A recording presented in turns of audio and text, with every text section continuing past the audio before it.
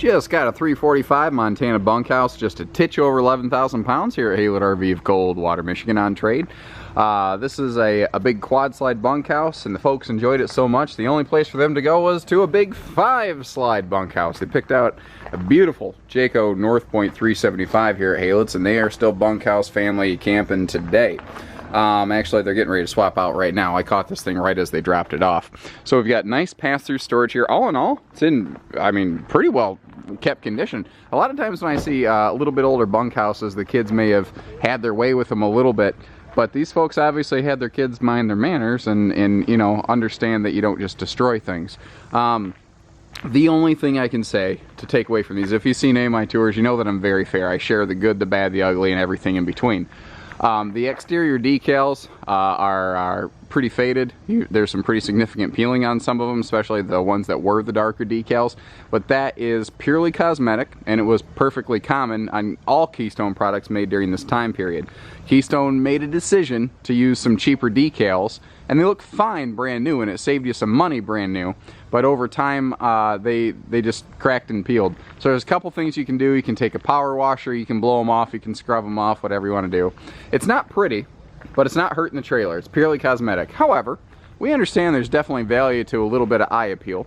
So when we see things like that, we do take it into account when we're pricing our trailers. We like to make sure that, you know, you are getting a fair deal on something that the price should reflect the condition of the unit, basically. And that's why I leave you a link down here.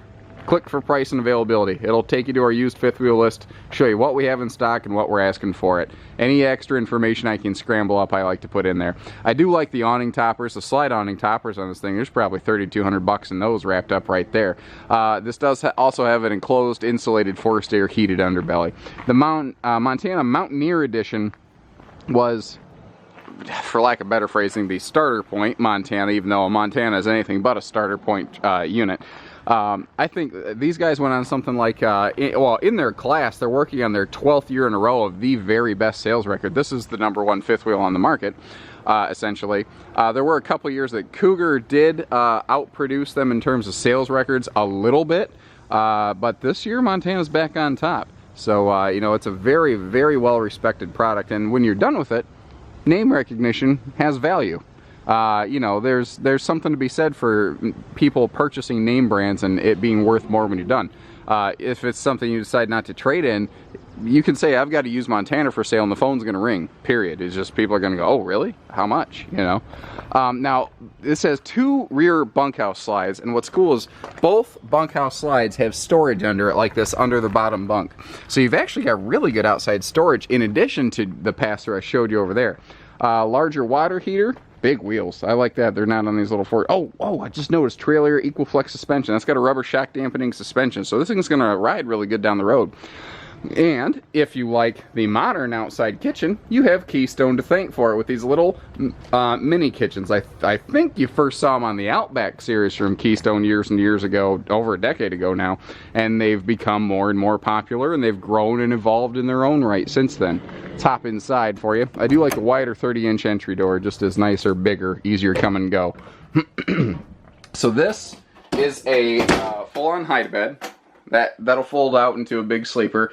Though with the huge rear bunkhouse, I don't foresee you ever needing that. And by the way, these are extra tall slides. That's you know, a signature calling card of the Montana family. They're about 6'5" tall in here, something like that. So even big, tall, you know, unshaven goofball like me has no problems.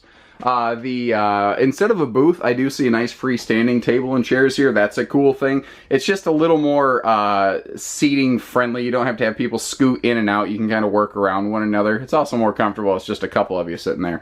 All windows do have 2-section day and night shades, and because the slide's extra tall, you do get full storage in the entire overhead area of this slide out. That's something that you don't tend to find in today's market. Stuff like the nicer crown molding, Montana was just years ahead of so many people doing that. Power ceiling fan up here, residential style, so you can get excellent airflow. And that goes right along with this Max Air fan that you see over here, and there is a wall control for that. The cool part about that, well, I'm sorry, it's a Northern Breeze fan, but saying Max Air is like almost saying like Kleenex. We know it's not a Kleenex, but that's what everyone knows it as. So anyway, when you're cooking, you can exhaust heat, or if you just don't want to roar the AC, you can just turn that thing on to exhaust the hot air out, keep some air flowing, open all the windows for breeze. It's going to be great. Good kitchen cabinet space here too. We'll come back to that when I have a better angle the other way. This is neat. This is a bath and a half model, and this right here, you've got a dual entry half bath. That is going to keep people from going up and down your stairs and intruding on your bedroom privacy. That's a very, very nice feature to have right there. And what's cool is if people are sleeping in the back bunkhouse, you can get to it here from the living room. So if one of the kids has a bad day and has to go to bed early and just settle down and zero back out for tomorrow, you can still use this. You know, you don't lose anything. But it's this big double slide bunkhouse that makes this floor plan absolutely awesome. Both upper bunks fold up and down. Let me close that door so you get a better view of things. Pardon me. Both upper bunks, like I said, fold up and down, so you have a daytime, nighttime sort of feature going on. Remember, there is storage below that. And between both bunks, you have this giant mirrored double pass-through huge closet thing going on right here. This is also a nice time to be able to look at something, and when you look inside of it, you get to see how these are really built. You'll find that these Montanas are built with actual lumber core cabinetry, meaning this is real wood. It does have a face wrap just for cosmetic reasons, but this is real wood, and they are pocket screwed together, not stapled. So stuff that's going to last you a long time. Obviously, it's still here. You know, there's a ton of used Montanas on the market because they hold up, you know. Maybe a couple cosmetic things like I mentioned, but nothing structurally. There's no problems with this thing. You know, what I do like is how every kid has their own drawer. This is cool. There's a drawer for each person, so everyone has their own personal space. You don't have to worry about Billy touching Greg's stuff and Cindy won't leave me alone. Another Max Air fan up here. Awesome. That's awesome. I did notice that in my first pass through when I was doing my photos, so you can get some really good airflow. And previous owners left all the electronics in here. That's an awesome sign to me.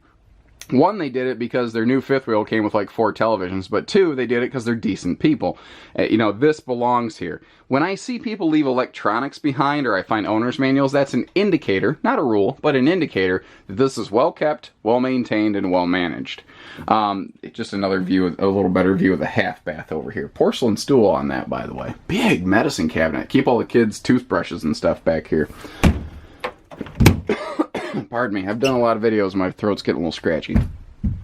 So, just a quick view of the living room from the other way. Again, all the electronics present, AM, FM, CD, DVD player right there.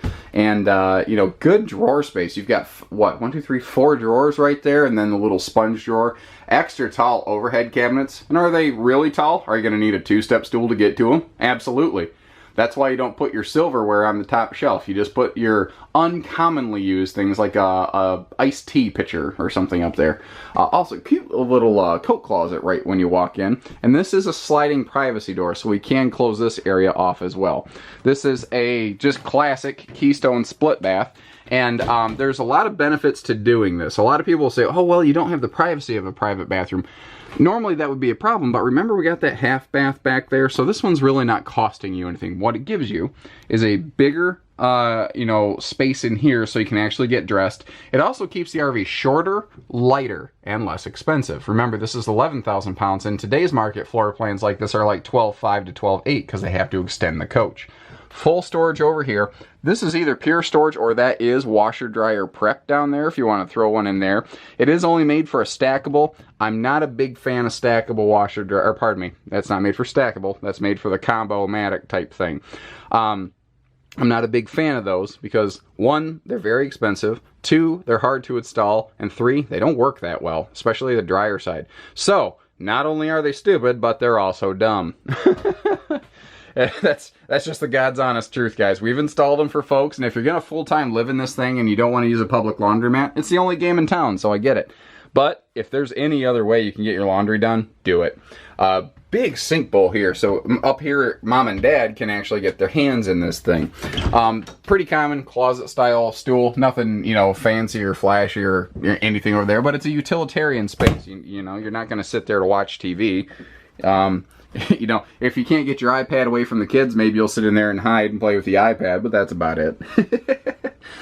This looks to be, that's a queen, looks like. So that's a 70 by 80 true queen. I don't know if you could shove a king into that. I think you're going to be really hard-pressed to try to pull that one off.